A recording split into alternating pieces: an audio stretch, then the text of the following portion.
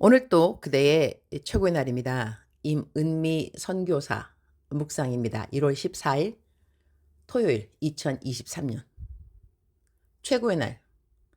내가 받은 환난을 갚아주시는 하나님. 데살로니가 후서 1장. 아주 살살 자리에서 일어났다. 시간은 새벽 3시 45분가량. 보통 새벽 4시에 알람을 해두고 알람이 울면 일어나기도 하지만 알람 소리 나기 전 보통 일어나긴 한다. 어제는 일부러 알람을 끄고 잠을 잤다. 집에 멘티가 와 있기 때문이다.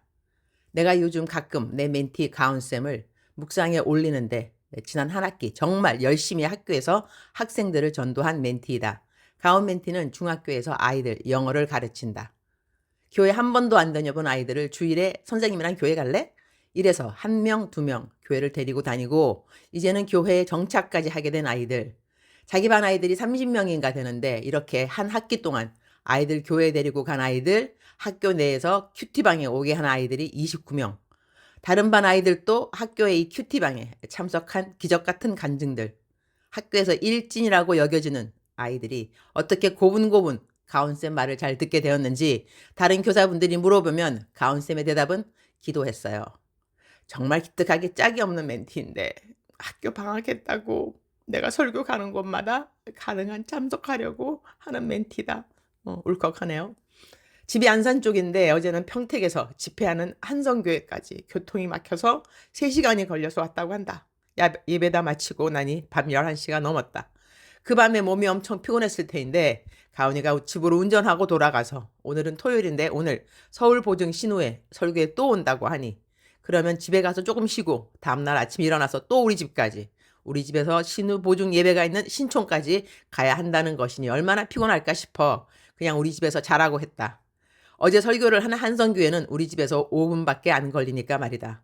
어제는 나의 묵상 식구들이 많이 예배에 와 주었다. 내 멘티들도 3명이나 와 주어서 설교하면서 참 든든한 마음이었다. 어제 그렇게 멘티 가온이를 집에서 재웠으니 혹시 4시에 알람 우는 소리에 깰까봐 알람을 꺼놓고 잠을 잤는데 평상시 습관이어서 그냥 4시 되기 전에 잠에서 깼다.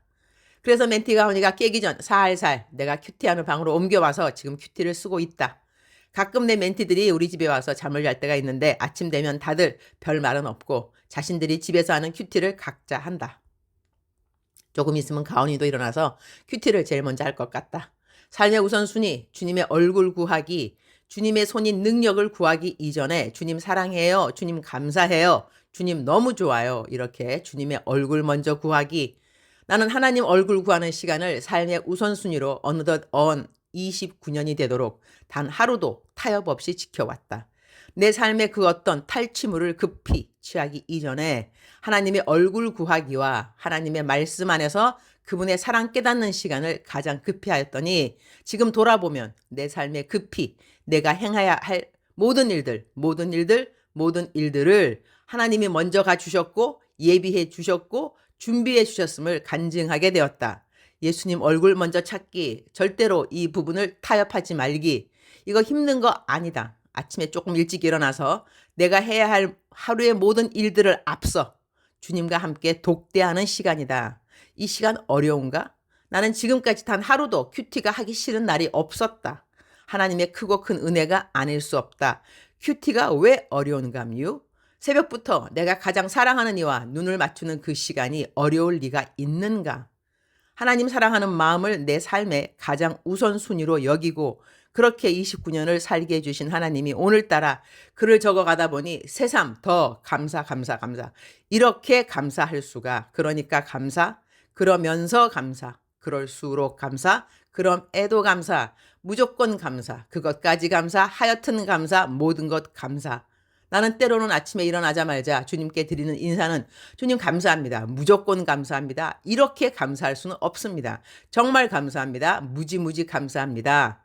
이렇게 감사의 폭죽을 묵상도 하기 전에 기도로 주님께 올려드리고 묵상할 성경 말씀 한 장 쭉 읽어 내려가면 이 세상 부러운 사람 정말 단 한 사람도 없어진다.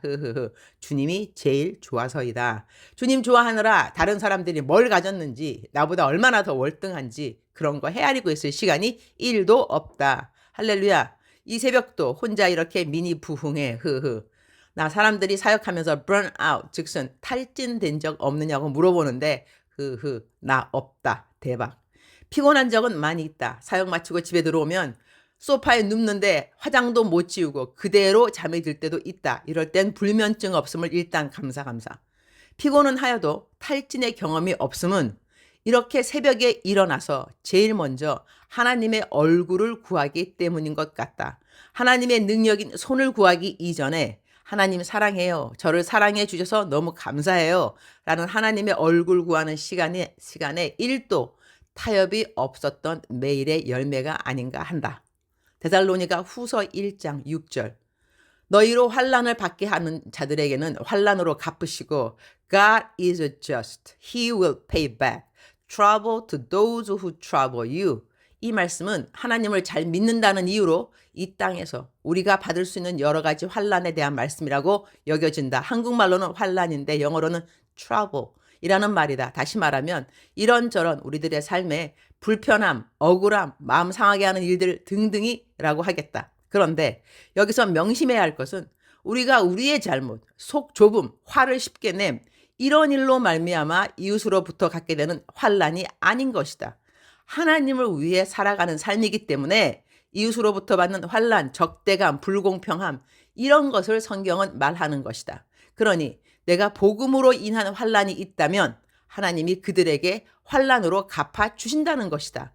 원수 갚는 것이 우리에게 있지 않다. 하나님이 갚아 주시는 것이다. 나는 선교지에서 어떤 사람들에게 이용당하고 배신당하고 속임당한 경험이 있다. 물론 모두 현지인들이었다. 그런데 속임당할 때는 몰랐는데 그런 일들을 하나님이 정말 신기할 정도로 모두 다 밝혀주신 일들이 많이 있었다. 그래서 나는 어떤 일을 만났어도 그다지 당황하지 않았던 비결 중 하나는 하나님이 모든 일을 밝히 해결해 주실 것을 알고 있었기 때문이 아닐까 한다.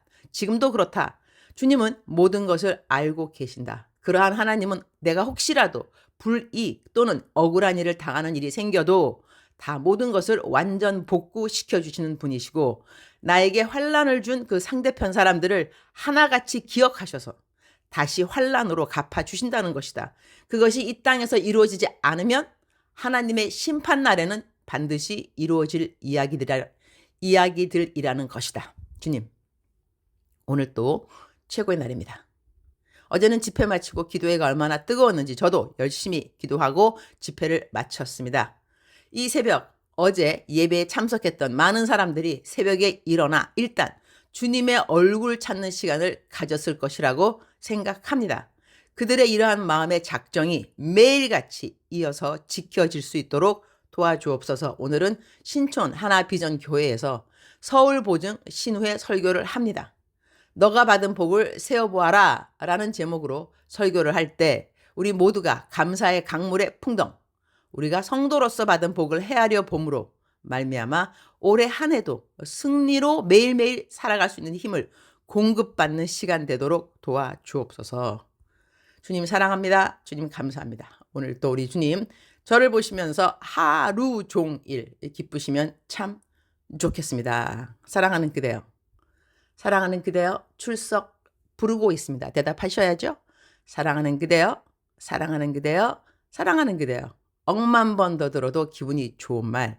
들으면 들을수록 더더욱 힘이 되고 용기가 되고 새 소망이 되고 새 감사가 되고 새 기쁨이 되는 사랑하는 내 딸아, 사랑하는 내 아들아, 사랑하는 그대여. 어려운 일이 있으십니까? 영어로는 trouble 그랬으니까는 이런저런 여러 가지 짜증스러운 일도 들어갈 수 있을 것 같습니다. 신경질 날 수도 있겠고 그런데 그 모든 일이 원인은 예수님의 복음 때문이라는 것이죠. 예수님 때문에 내가 참은 사람이 있다 없다? 있다. 예수님 때문에 내가 정말로 내 불이익이지만 말하고 싶었지만 그래 내가 이거 조금 참으면 이 사람이 예수님 믿게 되겠지? 그러한 생각 때문에 양보했던 일들 있다 없다? 있다. 예수님 믿게 되면 우리는 하나 악착같이 어떤 일에 손해를 안 보려고 그렇게 살아가는 사람들이 아니고 적당한 거 tolerance라 그러죠. tolerance 관용하고 용서해주고 양보해주고 이유는 딱 한 가지인 거죠. 예수님 때문입니다. 예수님을 사랑하니까 내가 그 사람에게 예수님 사랑하는 사람으로 보여줘야 되니까 내가 참는 모욕도 있고 불이익 있을 수 있는데 하나님께서 갚아 주신다는 것입니다. 놀랍지 않습니까? 하나님께서 기억하시고 갚아 주신다는 것입니다. 그래서 우리는 원수 맺고 살면 안 되는 것이, 원수를 갚아주는 것이 나에게 있는 것이 아니라 하나님에게 있다는 것이죠.